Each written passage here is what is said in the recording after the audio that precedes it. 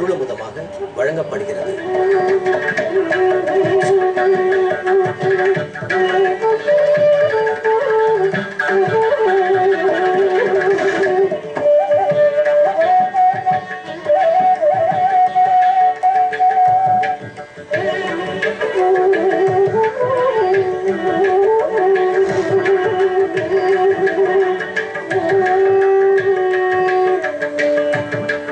ஆபதாம் அபஹர்த்தாரம் தாத்தாரம் சர்வசம்பதாம் லோகாபிராமம் ஸ்ரீராமம் பூயோ பூயோ நமாம்யகம். உலகத்துக்கே ஆனந்தத்தை கொடுக்கும் சீதையும் ராமனும் ஆங்காங்கு பல திருக்கோயில்களில் தரிசனம் கொடுக்கிறார்கள். இப்போது நாம் தஞ்சாவூர் மேலவீதியில் உள்ள விஜயராமர் திருக்கோயிலில் உள்ளோம். இன்று பெருமானை தரிசிக்க போகிறோம். ஏற்கனவே பல தசாவதார சித்திரங்கள், பெருமான் எழுந்தருளும் புறப்பாடு கண்டருளும் வண்ணமயமான வாகனங்கள், நீண்ட பிராகாரம் இவற்றையெல்லாம் தொழுது கொண்டு பெருமானுடைய சன்னிதானத்தில் நுழைகிறோம். துவாரபாலகர்களை வணங்கிக் கொள்கிறோம். நாயகனாய் நின்ற நந்தகோபனுடைய கோயில் காப்பானே, கொடித்தோன்னும் தோரண வாசல் காப்பானே, மணிக்கதவம் தாழ்திரவாய் என்ன ஆண்டாளுடைய பாடல். அதே போல நாமும் வேண்டிக் கொண்டு துவாரபாலகர்களுடைய திருவடி வணங்கி மணிக்கதவத்தை திறக்க சொல்லுகிறோம். கதவு திறந்து உள்ளே புகுகிறோம். ஆச்சரியமான பெருமான், மூலவர், உற்சவர், அருகில் சக்கரத்தாழ்வார். பெருமான் எங்கும் புறப்பாடு கண்டொருளாமல் சுதை ரூபத்திலோ அல்லது சிலை வடிவத்திலோ சாலக்கிராம திருமேனியாகவோ ஆங்காங்கு மூலமூர்த்தி எழுந்தருளி இருப்பார். ராமன், இலக்குவன், சீதை. அதே போல் உற்சவமூர்த்தி ரொம்ப ஆச்சரியமான திருக்கோலம். எப்போதும் சேவித்துக் கொண்டிருக்கலாம். ஓர் கையில் வில் பிடித்து மற்றொரு கையில் அம்போடே. ராமன் கையில் வில்லையும் அம்பையும் பிடித்திருப்பதை பார்த்தால் அதை ரிஷிகள் உருவகப்படுத்தி கூறுகிறார்கள். நம்முடைய அறியாமை, மனம் கண்டபடி ஓடுதல், இதெல்லாம் தான் ராவணன். மனம் என்னும் ராவணன் 10 தொண்டர்களான கர்மப்புலன்கள் 5, அறிவு புலன்கள் 5, இவற்றோடே மனஸ் என்னும் அரக்கன் ஆங்காங்கு திரிகிறான். என்றோ இருந்த ஓர் அரக்கனை ஓர் அம்பால் ராமன் அழித்தார். ஆனால் நம்மிடத்தில் இருக்கும் இந்த அரக்கனை மனம் கண்டிடத்தில் ஓடுகிறதே, அதை ராமன் விவேக சர ஜாலத்தாலே ஒழிக்கிறான். விவேகம் இதுதான் சிறந்த அம்பு. இரும்பு அம்பு ஓர் முறை கொய்து உயிரை மட்டும் போக்கும். ஆனால் விவேகம் என்னும் அம்பு நம் அறிவின்மையே போக்கும், சிறந்த பக்தியை கொடுக்கும். விவேகம் என்றால் பகுத்தறிவு. உடல் வேறு, ஆத்மா வேறு. ஆத்மா சுதந்திரன் அல்லன், பெருமானுக்கு அடங்கியவன்.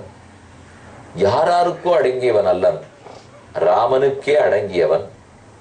நாம் அவனை அடைவதற்கு அவனைத் தவிர, அவன் திருவடிகளைத் தவிர வேறு தஞ்சமில்லை. இதெல்லாம் தான் பகுத்தறிவு. இந்த அறிவு என்னும் அம்பால் நம்மிடத்தில் இருக்கும் மனம் ஓடுகிறதே அரக்கனாக, அதை எப்போதும் அழித்து விடலாம். அதை கூறிக்கொண்டுதான் இங்கு ராமர் எழுந்தருளி இருக்கிறார் போலும். அங்கேயே சக்கரத்தாழ்வார் எழுந்தருளி உள்ளார். அவரையும் தரிசித்துக் கொண்டோம். வெளியில் ரொம்ப ஆச்சரியமான ஒரு ஸ்ரீனிவாசர். எப்படி திருமலை திருப்பதியில் வரும் பக்தர்களுக்கெல்லாம் அருள் பாலிக்கிறாரோ அதை போல் இங்கு ஸ்ரீனிவாச பெருமாள் எழுந்தருளி உள்ளார். அவருடைய திருவடியிலேயே ஆஞ்சநேய சுவாமி உள்ளார். வியப்பாக இருக்கும். ராமன் திருவடியில் ஆஞ்சநேயர் இருக்க வேண்டுமா அல்லது ஸ்ரீனிவாசனின் திருவடியில் இருக்க வேண்டுமா? உண்மை தெரியுமா? ஸ்ரீனிவாசன் இப்போதும் இருக்கும் மலை 7 மலை. சப்தகிரி, திருமலை, திருவேங்கடம். அந்த வேங்கடத்துக்கு திரேதாயுகத்தில் அஞ்சனாத்ரி என்றுதான் பெயர்.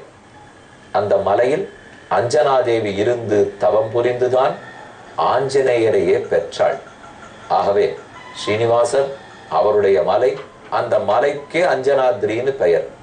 அப்ப இங்கிருக்கும் ஸ்ரீனிவாசனின் திருவடிகளில் ஆஞ்சநேயர் இருப்பதுதானே தகும். அவரையும் சேவித்துக் கொண்டோம்.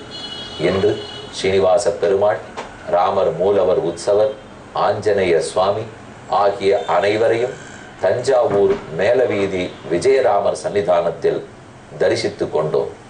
மேலும் நாம் குஹன் பக்கத்தில் இருந்து பேச போகிறோமா, பரதனுடைய கட்சியிலிருந்து பேச போகிறோமா? இருவரும் கங்கை கரையில் சந்தித்துக் கொண்டார்கள்.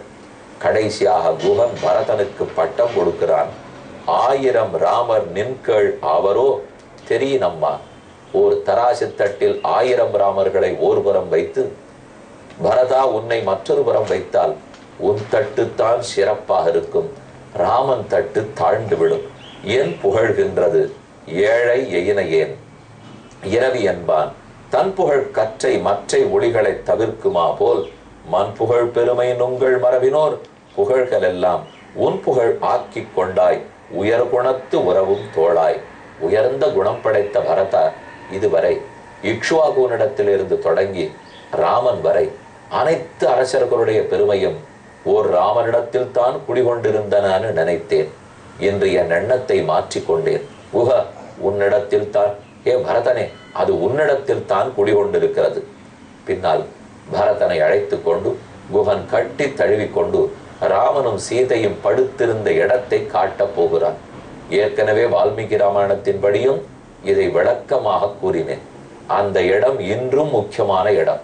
சிருங்கிபேரிபுரத்தில் ராமசையா என்ற அந்த இடத்துக்கு திருநாமம். அதை காட்டுகிறான்.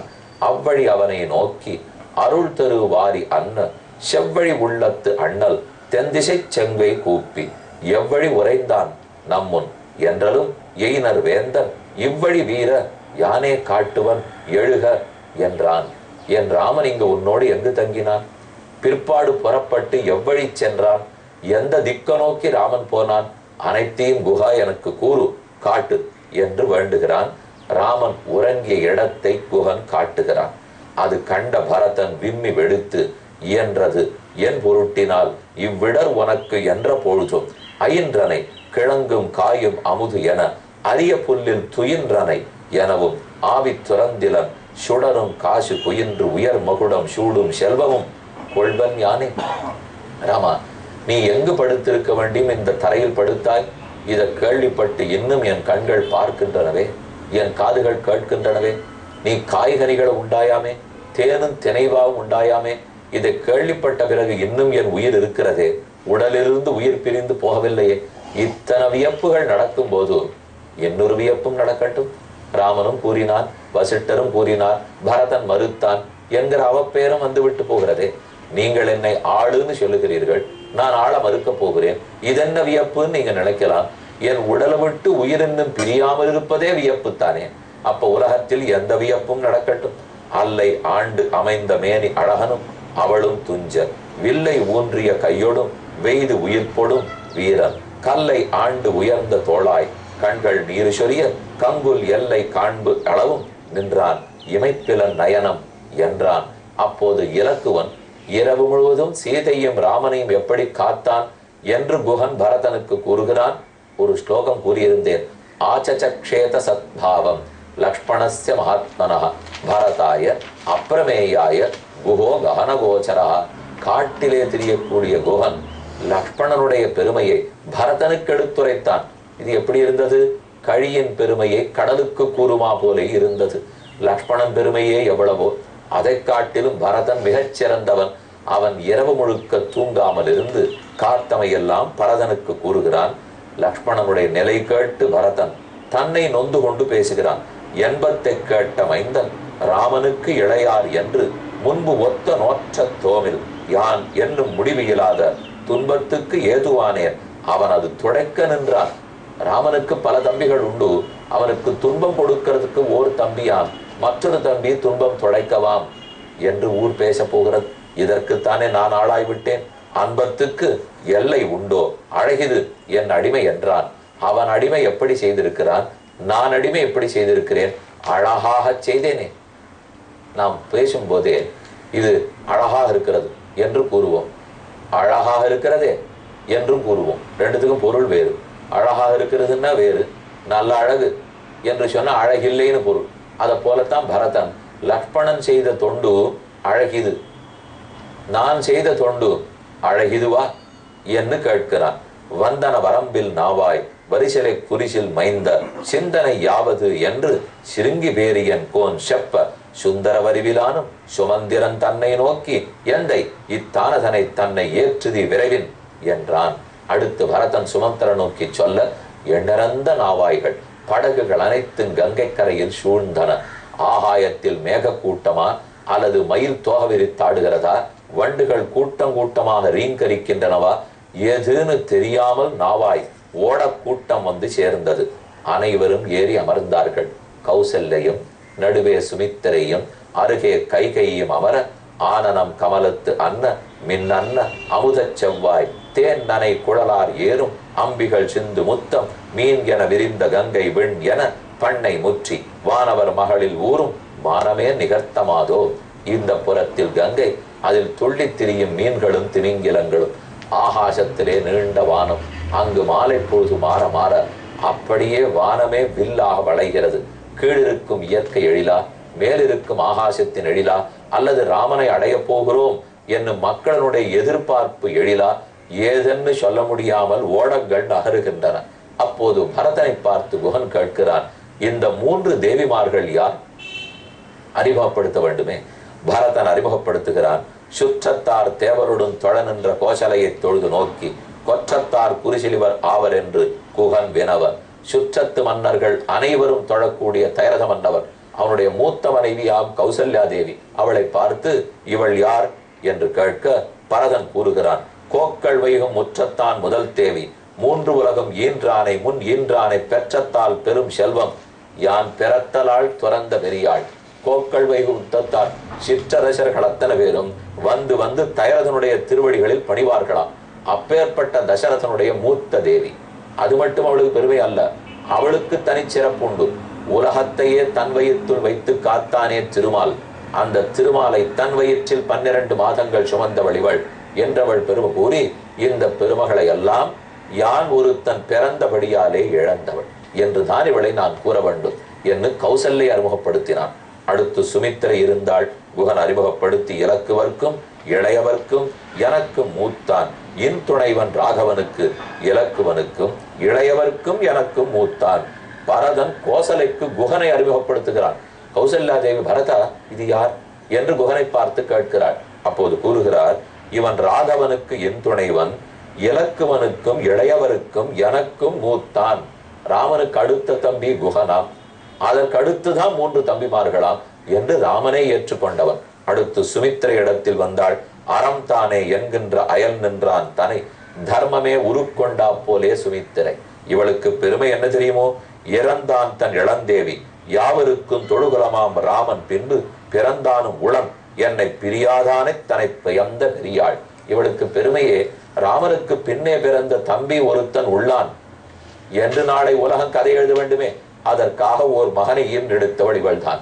ஏனெனில் இவள் அந்த லக்ஷ்மணனை பெற்றிருக்காவிட்டால் ராமனுக்கு பின்னே செல்ல யாரும் இல்லைன்னு எழுதியிருப்பார்கள்.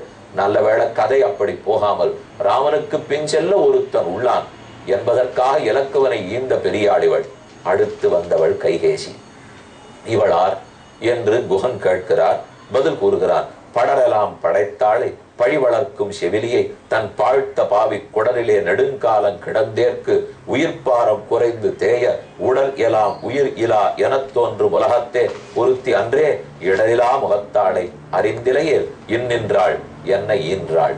இப்போது ராமன் காட்டில் இருப்பதற்கும் நீ இப்படி அழுவதற்கும் நான் இப்படி அழுவதற்கும் இந்த பாவியை பெற்ற குடலை வயிற்றை பெடுத்த பெரியாள் இந்த கைகேசிதான்.